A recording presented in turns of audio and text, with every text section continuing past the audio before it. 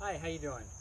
A couple of people had asked me about the downswitch sequencing I was talking about and what the power accumulators were.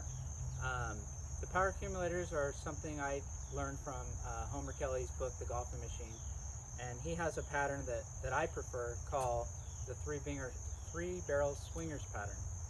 And in that, there's three accumulators, and they release in the sequence 4, 2, and 3.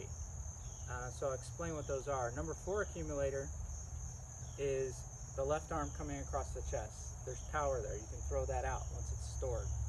So the way I look at it, this is my own opinion, but in most people's golf swing, as you bend your right arm, the left arm raises and it comes across the chest. As you straighten the right arm, or as you let it straighten on the downswing, it's going to come across this way and down. So that's, to me, the number 4 accumulator. It's that motion, there's power there. If I come up, there's some power there.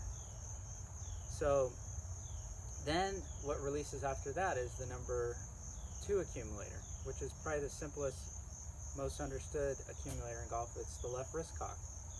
So you have your setup amount of wrist cock, and then anything more than that is the number 2 accumulator. So you're releasing that back on the downswing to gain some speed. And then the third one in that sequence is what Homer Kelly calls the master accumulator, or transfer power. And that is one a lot of people don't understand.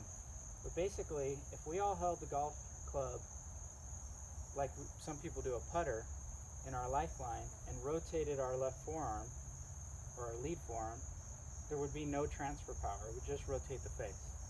But because we hold it under the heel pad at an angle, when I rotate my left arm, there's a lot of movement of the shaft.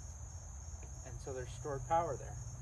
So as I come back, you can see, even though I'm fully uncocked, I can whip out that transfer power. I'm fully uncocked and I'm just rotating that left forearm. So the sequence is, you make your back swing, you bring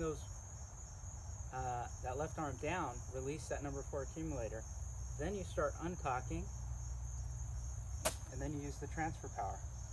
And they definitely overlap, but they need to be in that sequence because, I think it's pretty simple. You don't want to uncock from the top, then release number 4, and you don't want to start your transfer power early, or you wouldn't be able to hit the ball.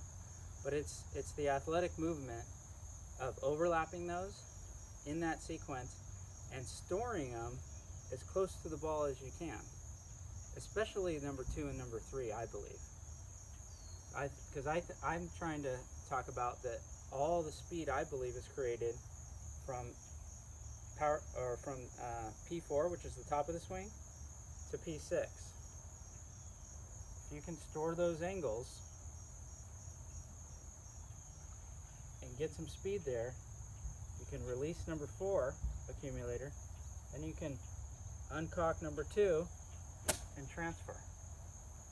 And you're really kind of getting out of the way of those two and just sequencing them and balancing that movement.